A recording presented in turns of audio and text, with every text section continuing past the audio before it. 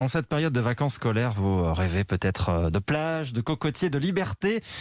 En clair, vous avez peut-être déjà les yeux tournés vers l'été prochain ? Oui, l'évolution de la crise sanitaire est évidemment imprévisible, mais les compagnies aériennes misent beaucoup sur une reprise en juillet-août.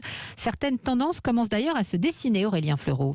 Oui, puisque le premier semestre s'annonce encore très perturbé, les compagnies aériennes ont déjà leur plan d'action pour cet été. Cela va d'abord passer par des destinations refuges rassurantes. La France sera privilégiée, en particulier la Corse et l'Outre-mer, où Air France a par exemple renforcé son offre estivale. 56 vols par semaine vers Pointe-à-Pitre, Fort-de-France, Cayenne et Saint-Denis de la Réunion.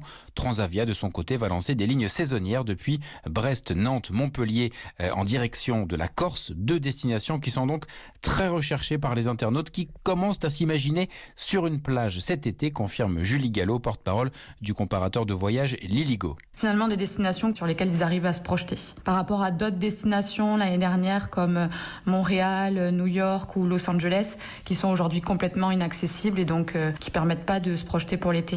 Pour l'instant, les Français sont encore très frileux, peu de réservations. Désormais, c'est la dernière minute qui est presque devenue la norme. Pour rassurer les clients, les principales compagnies aériennes prolongent leurs offres de modification ou remboursement des billets sans frais. Aurélien Fleureau.